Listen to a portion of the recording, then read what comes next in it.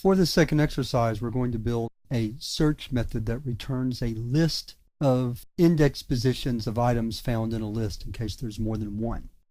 We can return list objects just like we return any other data type.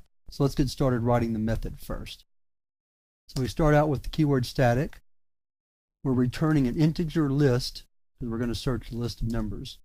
We'll call the method search. Its parameters will be a list of numbers and an item to search for.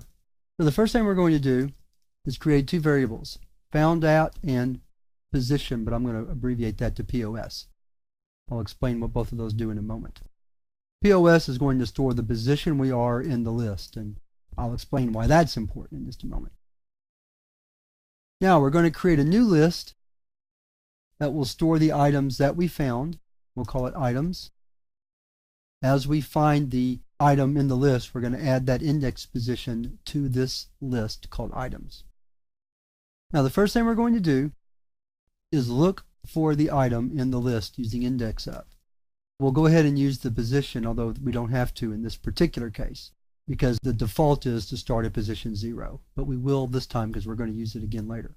Then whatever that finds, we're going to add to the list. Even if it's -1 and didn't find it, we still need to report that back to the user. Now we start a loop. If we found an item, then we want to loop through the list and look again. So the first thing we do is change our position to the position after where we found the first item. So that's found at +1. So if we found an item at position 12, we want to do the next search starting at position 13. Then we perform the search. Found at equals list index of item pause. If we found another occurrence of that item, in other words, if found at is greater than -1, add it to the list. We don't want to add a -1 if we've already found it one time. Only return -1 if we didn't find it at all. And that's what this line will make sure happens. And that's all we need for the while loop.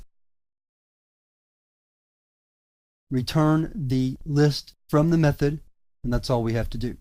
So here's a look at the complete method again. And again, we're looking for the item, adding it to the list, whatever we return, even if it's -1. Then, if we find at least one occurrence of the item, then we go into the loop and loop through and look for more. And then when we're finally finished with that, we return the list from the method. All right, so let's write a program to work with that. We'll keep the list short so we can look at the items. Our build list method is only set up to enter 20 items. We could actually modify the method. Let's just do that right now. Let's change this. Int num items.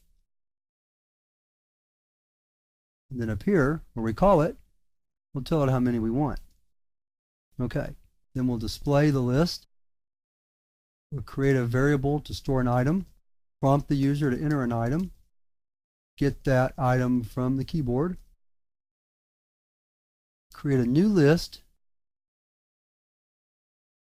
And then, here's something you haven't seen before, assign it the result of the search method. Search numbers for item. And then we'll display found items. And that should be all we need. Because search returns a list, we can assign that return value to a declared but not initialized list. You'll see how it works in a moment. So let's run the program and see how it works. Let's see if we can find an item with more than one. That's why I left it at that. 50 is in the first two positions. So we're going to enter 50, and it found it at 0, 1. All right, let's do it again so you don't think that's magic. I see two 54s, 54 at 8, and 19. That is the last position. Very good. Let's run it one more time.